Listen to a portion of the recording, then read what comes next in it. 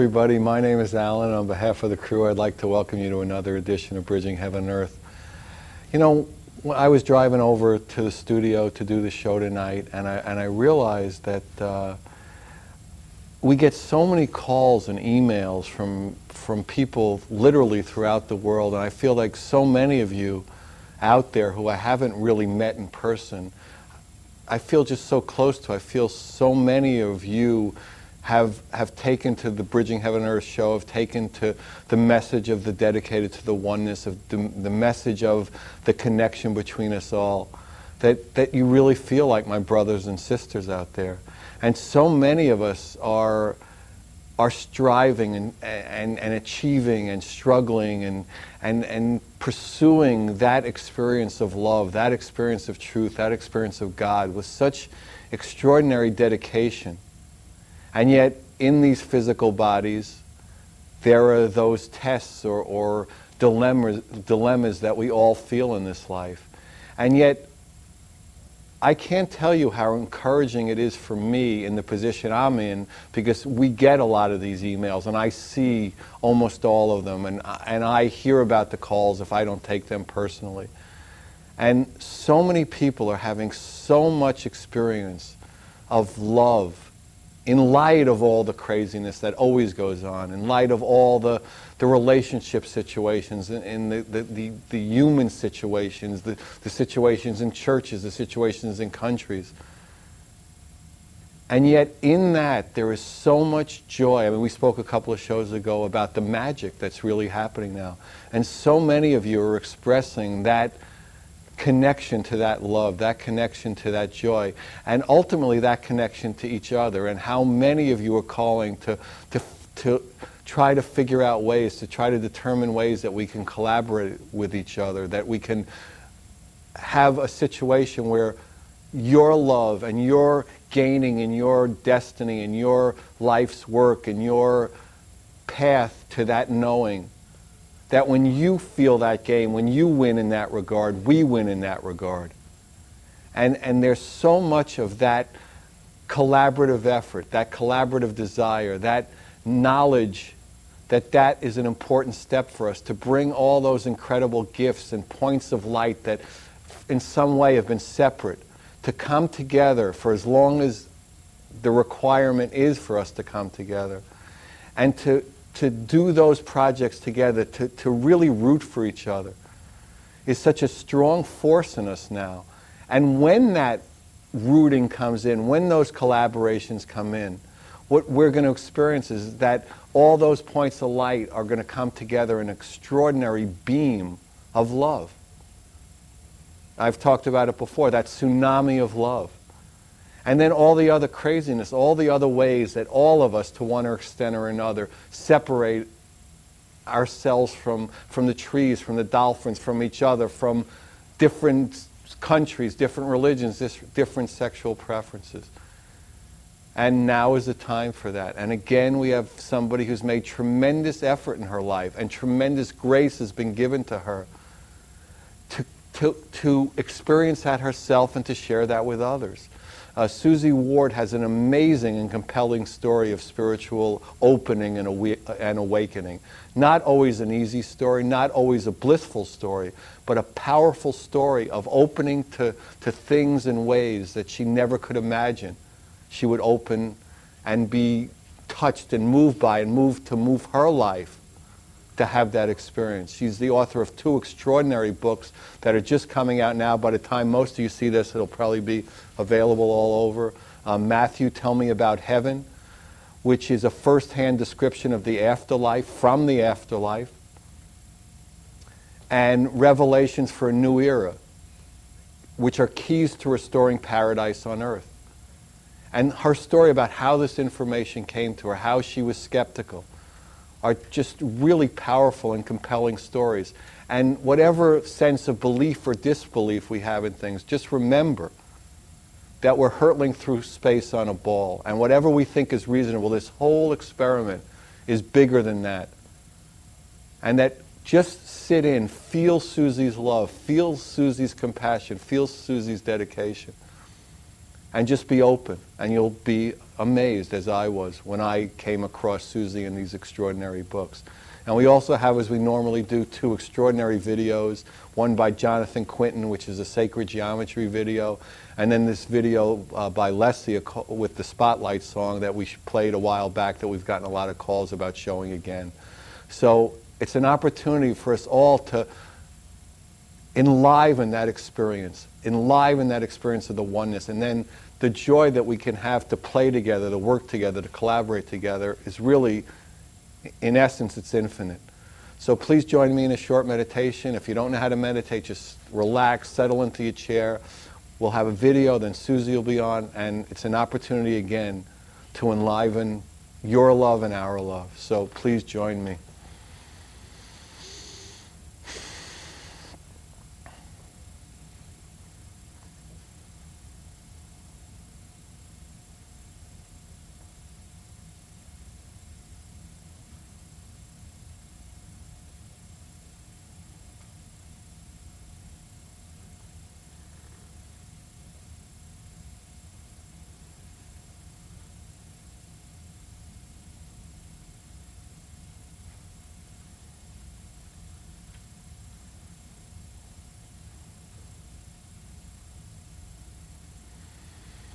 Thank you. So we're going to begin tonight's show with the Jonathan Quintin video. Jonathan was a former guest on the show. He does just wonderful, wonderful things with sacred geometries and diagrams and just beautiful 3-dimensional objects. And he did this wonderful video. The video is called Visions of Eternity. The particular piece that we cut out, the 4 or 5 minute piece, is called Pulse. It's just beautiful visuals, beautiful music. It'll get us ready, and when we come back, Susie Ward will be with us. So.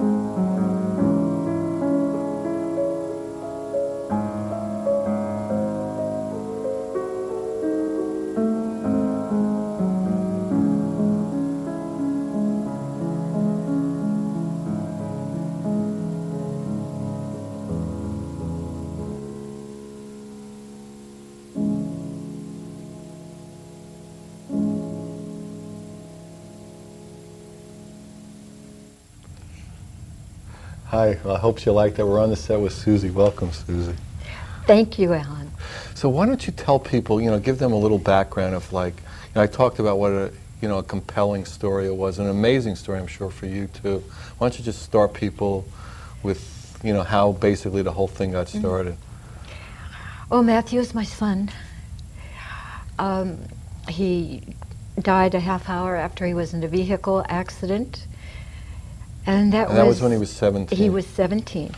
And yes. That was how many years ago? It was 1980. 1980.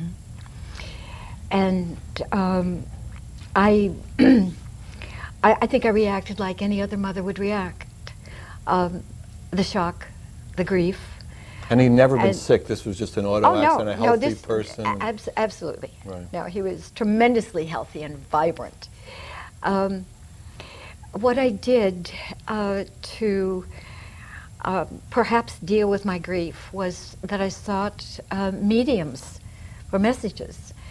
The first one told me that Matthew was in deep rest. Was this right away? Was this right after the accident? This was within a couple of weeks. Within a couple of weeks? Yes. The wreck happened in Panama. I lived in Philadelphia at the time. And a medium with whom I had become friendly in California is the one that I called.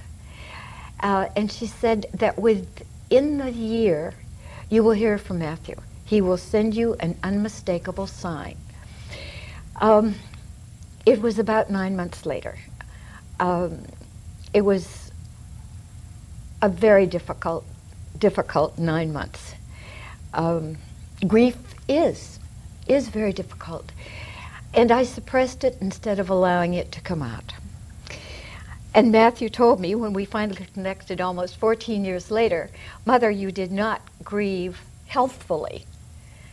It's a hard thing to learn. I mean, that's like that old joke. That's easy for you to say, yes. But it's not exactly easy for everyone to do. So. Well, he said that divine grace will be given to you if you will accept it. If you will accept that this person who is so beloved by you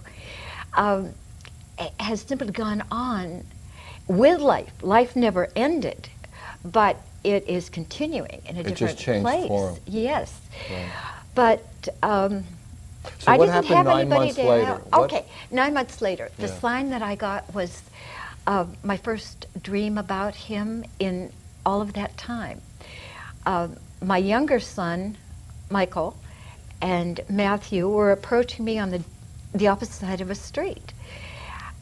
Michael looked solid, just like we looked to each other. Matthew was translucent. But, his twinkling eyes and his little crooked smile and his tan coloring, all of that was there. But I raced up to him and hugged him and I said, Matthew, you're alive. And he said, Mother, of course I am. And then it ended. So my feeling upon awakening then was a combination of fresh grief, but also some new dimension of feeling that, yes, he is alive. Right. So in a way that you're not quite sure how you understand it yet. There really was no understanding. Right, no understanding. It has to be an acceptance rather than, I guess we can call it faith. Mm-hmm. But at any rate, I was led to mediums, 3 of them in 3 different states, and they all told me the same thing. All of them wanted only Matthew's name, and then they told me. And the second one sort of embellished what the first one had said, like a progress report. The third one did the same.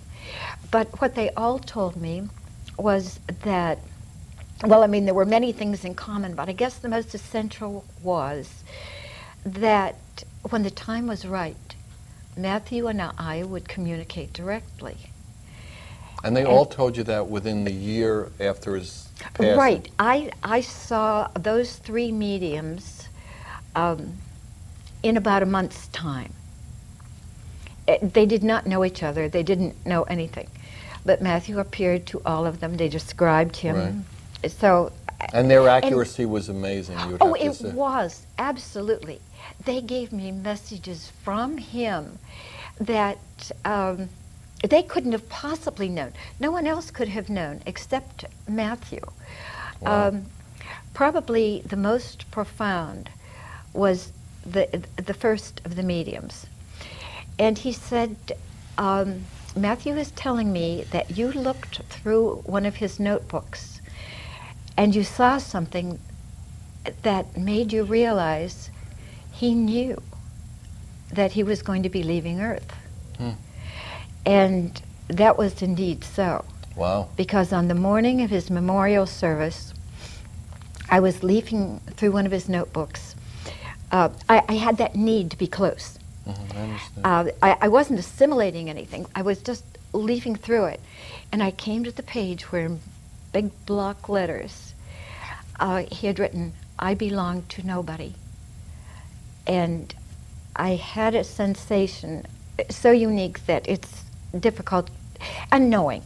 And I just said to him in my mind, Matthew, you knew, didn't you? And I heard him say, yes, Mother, I knew. I'm giving this. The books are not about the messages that I received from mediums, although I did include some of those just to show with some very, very specific messages that, Right. you know, no way did I have to stretch them. But I mean, and then, so you went through this period, then there was like a long period in Earth time of like 14 almost years. 14 years. Where there was no, in essence, no contact, or very little contact. His messages came through mediums. Came through me. One, yes. Oh, but 14 years later, why don't you tell people what happened? Somebody suggested that I try automatic writing. I was told, it's really simple. You just Right. start writing a letter to Matthew, just anything. And if you don't get anything at first, that's okay. Right. You know, eventually you will connect. It was on the third time that I was writing, you know, just Dear Matthew on this yellow pad. And, you know, I've missed you. I really hope you'll answer my letter. Just sort of close things. And as I was writing the third or fourth letter, I was getting like a ticker tape in my mind. And he was saying, Mother, write what I'm telling you. You know, I want to tell you something.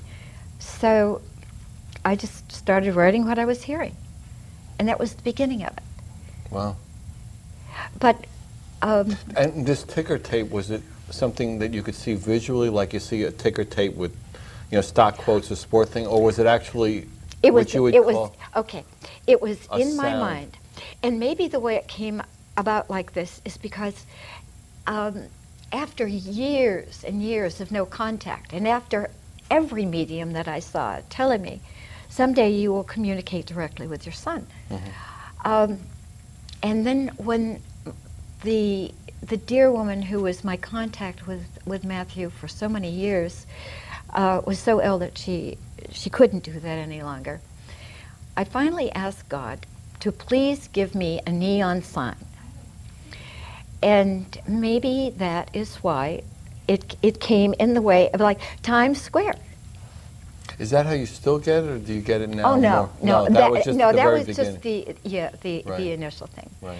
Okay. And So now you almost get it as a voice, as if it's my voice, except it's in your head, or is it more like telepathic? well, it is totally telepathic, but I do hear hear him it. with inflections, with laughing. And the message from the very beginning was, we're going to write a book together. We're going to get information out. Not from the very beginning. Did he have to get you ready for that? You know, Apparently he did. No, Alan, I was listening to your introduction of the powerful story and the compelling story, and I thought, oh, how am I going to live up to this? Right. And I thought, you know, that's really unfair of you to do this. Thank you. I try. I definitely try to be. If I can be unfair, I'll. Well, you know, at this stage, I think, you I'm know, I mean, so the at death of a peace. son is so compelling, and then to, you know, go through this trauma. I mean, in human terms, I mean, that's a tremendous blow to, you know, especially someone who wasn't sick, and you know, just to have a son one day, and then I think that people can, you know, anybody out there can relate to. I mean, I've heard, you know, my parents say, I mean, one of the worst things that happens is burying your child, you know, because it's like out of order, out of harmony. That's it. It is out of order. Right. So, it and I mean, I think, is. I mean, in a way, I mean, that's what I mean. I think people, just the story of it. Well, so you have nothing to live up to. It's the story itself. So you're safe in that regard. In the very beginning, I was. It was a combination of, I mean, the elation of the connection, and how quickly it had come about. But doubting myself, not doubting Matthew, but doubting me. So you never doubted that this was Matthew from the other side? I didn't doubt what he was telling me. I was doubting that it was actually Matthew speaking with me, as opposed to my grief having taken a new dimension. And into some wanting level of delusion so much that you were creating it. Yeah, and despite his reassurances, no, this is really you know, I'm here, Mom. You know, I'm talking with you, Mother. But at any rate, at some point, they came across fairly quickly his presentation. That was, I won't classify it as a 17-year-old, but it was very elementary. Well, he was answering my elementary questions. Where are you? Are you an angel now? You know, where is heaven in relation to earth? How many people are living there? Do you see Grandpa and Grandma? Things like this. And do you have a body? I mean, he certainly gave me articulate answers, but I would think that perhaps anybody who had some imagination could do this. But it probably was only a month before he was giving me information on a level that I couldn't assimilate. It was so foreign to my knowledge that... Like, for instance, what were the first things that you remember, like your eyes start spinning? Oh my God, what is he saying? Do you remember? The hierarchy of creation. Right. I mean, I had no idea that God and Creator are not the same. And I had no idea that God, we call the ruler of our universe, some of us do, call him God. But actually, that is not his name. It's a little g. He was one of the gods who was created to rule over universes, and he either was chosen by Creator or he selected. So in other words, when most people talk of as God, they're talking about the Creator. Yes, more than likely. Right. Yes, I've met only one person who said that she also had learned, and she was what we now call Native Americans. That was her heritage, and she said they understand the difference. And Matthew's message almost throughout was that the root was love in a human body. Oh, love is the most powerful force in the universe.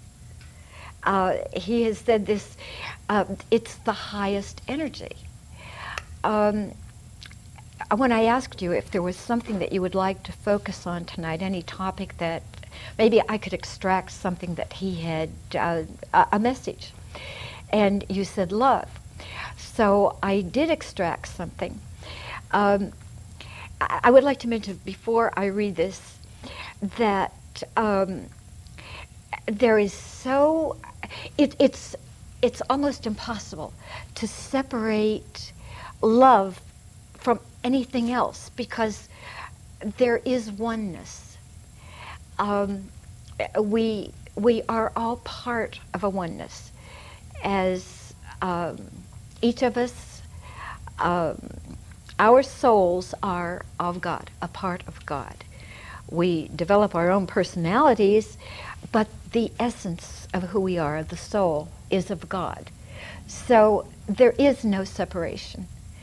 I mean, we have free will, so we make all of these choices and decisions, and we go along our own ways. Some of us get caught in one trap or another that sort of closes our mind to the infinite. Instead of connecting with the universal soup, we get stuck in dogma of, we become products of what we are taught. And if we look no further than this, that's where we stay. And actually, that's where I was for decades and decades. That's why... Until this awakening kind of... yes. But the rough part of this was learning to deal in a conversation mode with somebody whom I remember only until age 17. And he is now literally light years beyond this in his experiencing, in his comprehension. And so I've had to try to bring together the mother and this part of me that is so in awe of what he's doing now. Would you like me to read what he said? Yeah, that'd be great. Is that here? It is. I may be able to do it without glasses, I may not. Okay. I just want to mention that prior to his giving this to me, I had asked him to please explain what does being in the light entail? I mean, how do we really apply this knowledgeably? And what does it mean in the context of light and love? And this was Matthew's reply. Being receptive to the light means growing beyond third density limitations. These include feeling prejudice and hatred of differences, acting in greed, judging others for their choices, holding resentments or desiring vengeance, progressing by ruthlessness and cheating, controlling others and denying their free will, blindly following dogma or orders when instinct tells that they are not based in godliness. And the greatest of all prevalent third density limitations is fear. I just want to mention that he is saying this to me. It is applicable to the world, but he's talking to me as mother of this. Actually, all of those negatively bound emotions and motives I mentioned arise from fear. Without understanding that, you could logically think that by changing directions in some of those areas while remaining fearful of personal or world situations, you are growing spiritually. That is progress indeed, but not in the measure you may think. Spiritual evolution is learning to live without fear. It is living with full trust in the power of love, which is the most powerful force in the universe. The word love has been so commonly used that it is severely abused, as in, I love artichokes, or I loved that movie. So first I say what love is not. Food and entertainment can indeed give pleasure, and I surely am not debasing enjoyments that can be uplifting. But those fleeting sensations are not love. Neither is love the physical attraction of one party to another that leads to anxiety about the long-term security of the relationship. Love is not controlling a mate. It is not pitying or worrying about family or friends. It is not professional success. It is not possessions. Love is not dependent upon fame or financial wealth or others' opinions of you. Love is not crusading for your beliefs or proselytizing. Love does not require understanding mystical spiritual teachings or all karmic components of experiencing, or the continuum that you call time and space, or the universal laws. So then, what is love? In simplest terms, Mother, love is God's sharing of himself with all of his creations. Love is within the soul and needs only your allowance of those innate sensations of loving others and receiving their love for you. The opposite of love is not hatred. It is the absence of love. The absence of knowing that you and God and every other of God's creations are inseparable. Love has no limitations, no boundaries to its capacity. Love is the healing force of the universe. In expression, love is treating others with kindness, fairness, honesty, compassion, helpfulness, caring.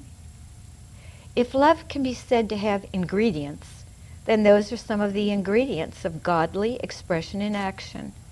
Realizing that no one can know others at soul level and therefore does not judge them, but rather does not condone an action seen as injurious, that is love.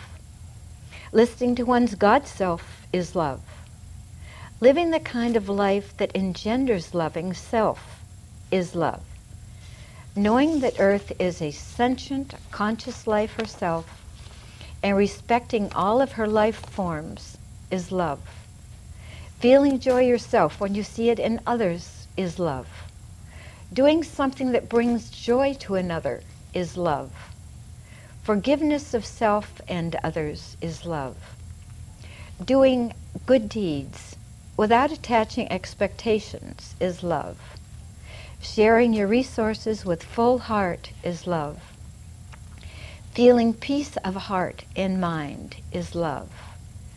The quiet thrill of seeing a sunset or hearing a songbird is love.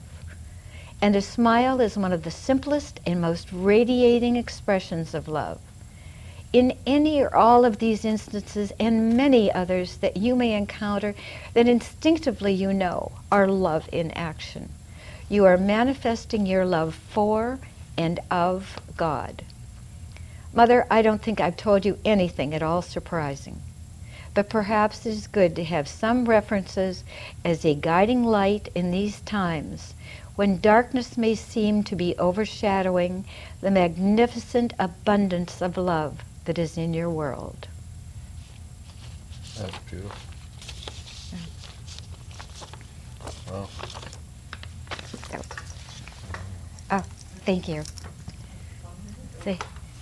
So, and then at some point in your communication, it was clear that this information was to help others and to be allowed out. And to, Indeed. It's more general than just you and he. It's is. about love and about restoring love to this earth and restoring love to how we respond to each other. And it's all of that. Yes. I would say that maybe after we had been talking for a couple of months, and he introduced other entities to me too, one of whom, named Imika, was assigned to stretch my energy so that I could receive transmissions from entities who are, they are so powerful and so vast in their scope of influence. Collective souls was just amazing powers. But at any rate, I needed to have my energy lifted so that we could reach each other on the same energetic plane. So even after I started meeting with them and recording their actual presentations, not just discussions, but really formal presentations. And Matthew kept saying, Mother, please start the book. Please start the book. And some of those entities even mentioned, you know, you really better get cracking on this book. But it was an enormous amount of work. And I mean, just the very thought of it, trying to organize all that material, was just overwhelming. At about the 6-month mark, when Matthew was once again saying, Mother, please get started on the book, it occurred to me to ask him if this was, you know, had I signed up for this? Was this something karmic? I didn't even understand karma really when Matthew and I started. But I asked him, And he said, well, it was really more than that. And something that I do want to mention is that from the very beginning of our connection, I said, Matthew, why did you die at such a young age? Why did you leave us so soon? And he was always evasive. You know, someday I would understand. But that wasn't good enough for me. I kept picking at him. And finally he told me that some parts of it still made him very sad. And so I certainly was not going to, do that to him. But that day, he finally acknowledged that writing these books was something that both he and I agreed to do in our pre-birth agreement. And he had to leave Earth when he did so that he could write about life in what we call heaven, and that we both had agreed to do this. That was, excuse me, that was hard. To hear that he had died so that he and I could write a book. But, and that was the first time that there was any communication directly from God. Because I really reacted with rage as well as grief. Just knowing I would never have done that. I never would have done that. I take it all back. I don't even know what I thought of. I just know that it was terrible. But when I looked at the screen after I could see again, there was a message on the screen that I hadn't written. I wasn't capable of typing anything on the computer. And I don't remember the exact wording, but it was, "This is I am that I am." And it was a short message just saying something like, go full speed ahead on this service that you have agreed for mankind. I just need to relax a tiny bit. That was, I'm sorry. I know I'm not supposed to hit this microphone, and I've done it. There will be demerits after the show. So yeah. Hey, I deserve them. I think I've done it 3 times, and I was warned, don't do it. I know. I have to say that was the worst part of these almost 9 years since the telepathic connection was established. Because you felt that you would never, under any circumstances, the you that you thought you knew at that time would never make that arrangement. No mother would.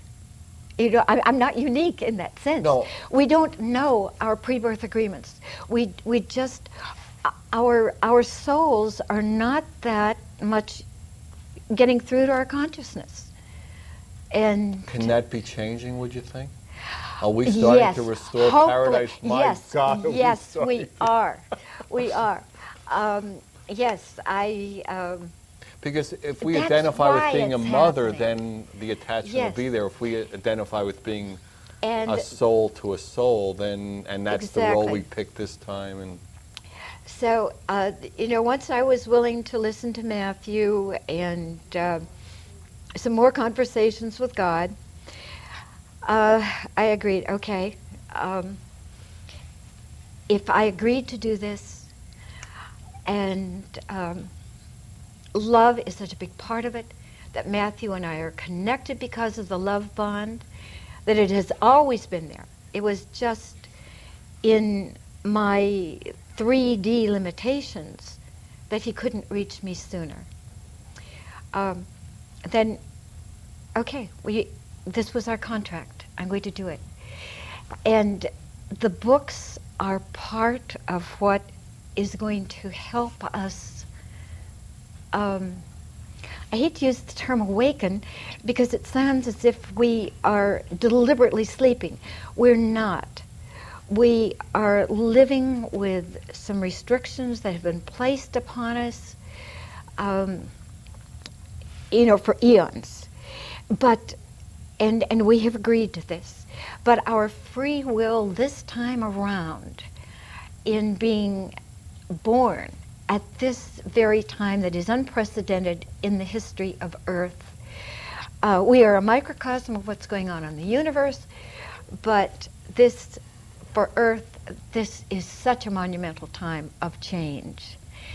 The Matthew books, and there are other books too, that are being brought through now to, so that people who are reaching out for understanding what is going on, what is happening, everything from the sensation of time passing quickly, because what we have understood as linear time for so long, we're the only place in the universe that has linear time. But this is dissolving. We are being brought into the universal family, and experiencing in the continuum is what we are perceiving as time passing so quickly.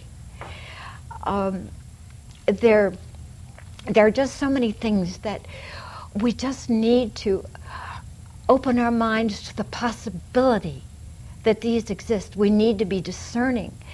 But if we read something or hear something or we meet someone and there's such a comfort zone, almost a sense of bliss.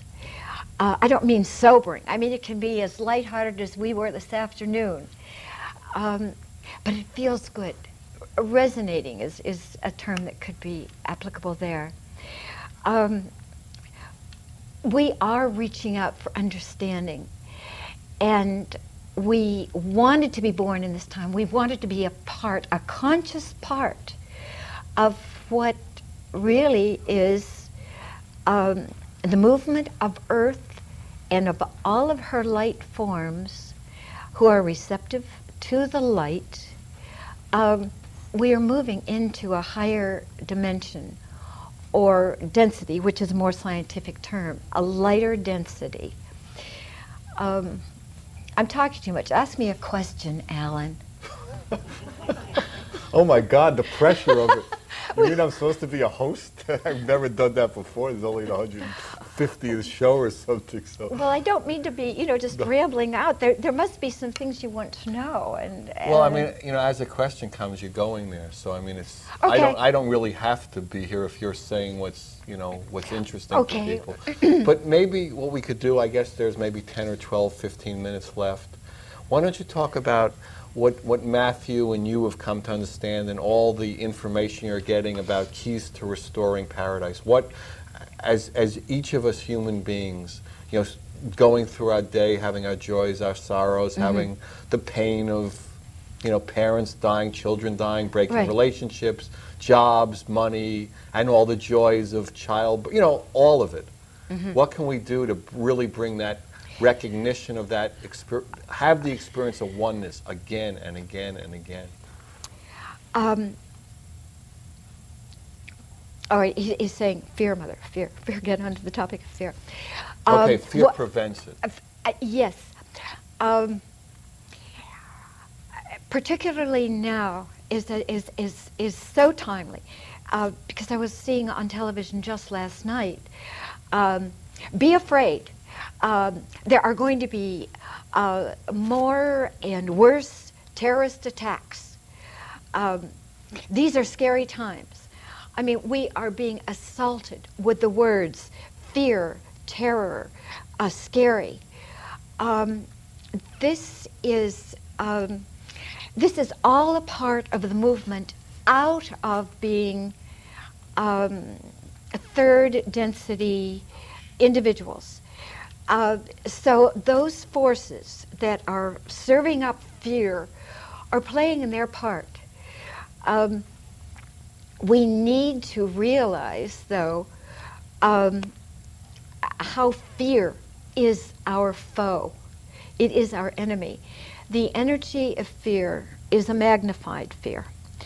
The energy of love is the strongest, the most powerful in all the universe. But shortly below that, on the scale of how we are affected, is fear. Fear has, its energetic reaction is that it builds a barrier between the soul and the consciousness, and it is such a powerful and magnetic type of energy that whatever we fear is sort of pulled out of a universal soup, and it brings to us what we most fear. Right now we are being told, be afraid of the terrorists.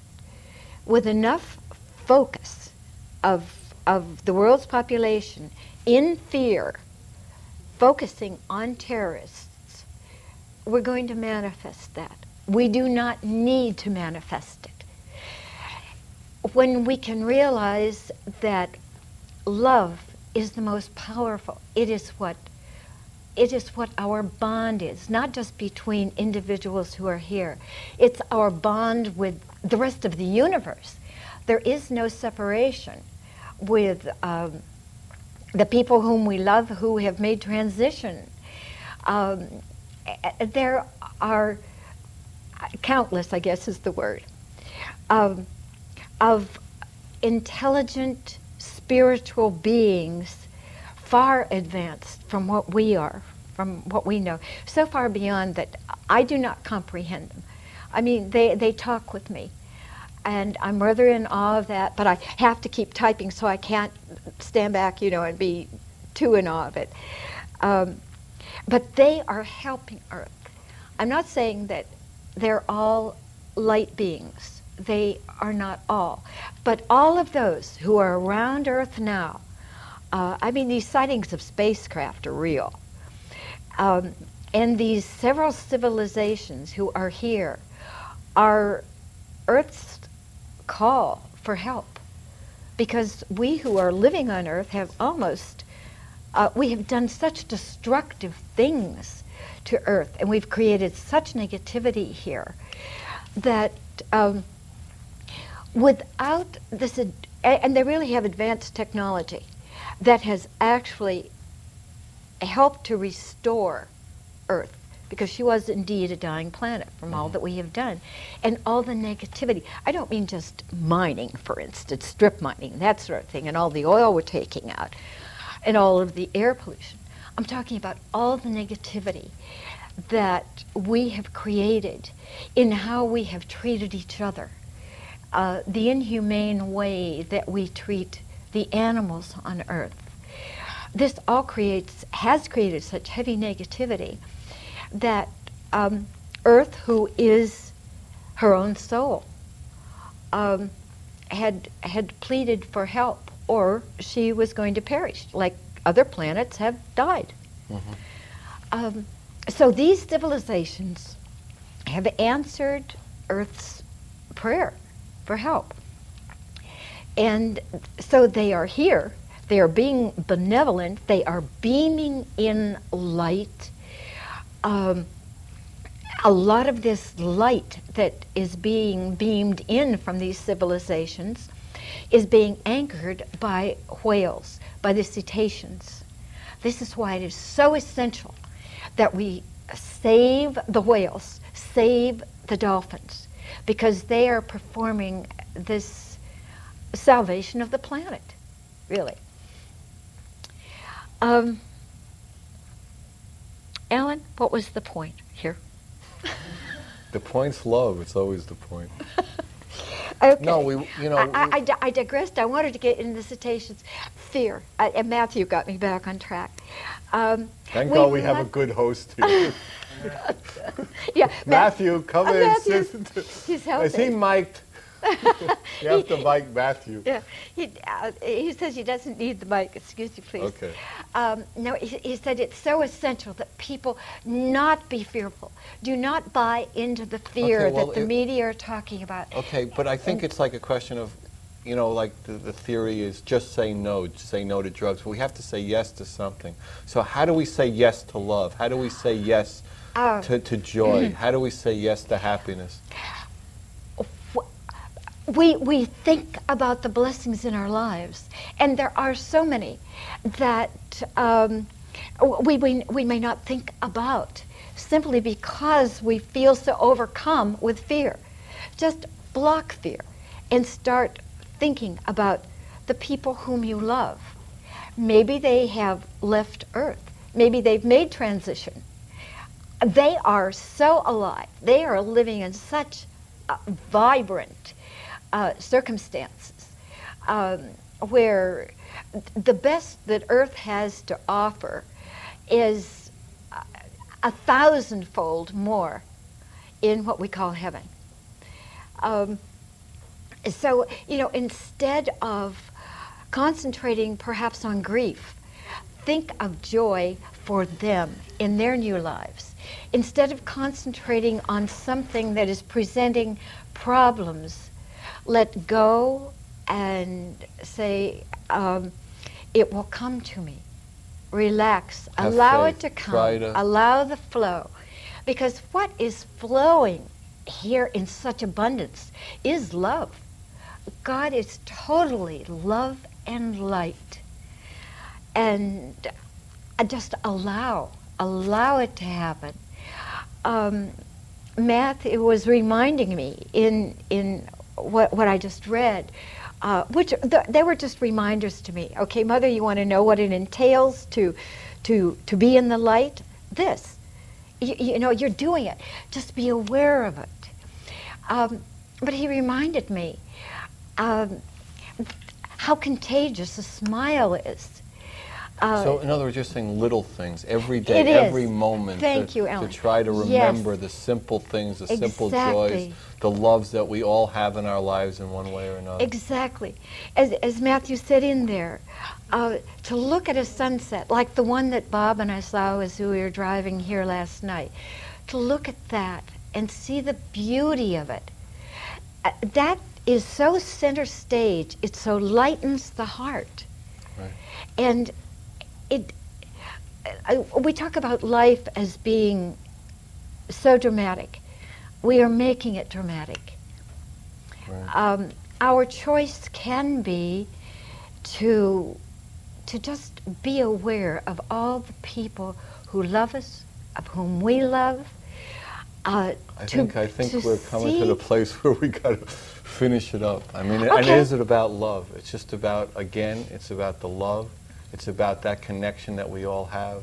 If you want any information about Suzy, the books, Alan, 805-687-2053. We love you. God bless you. Thanks for coming again. Good night.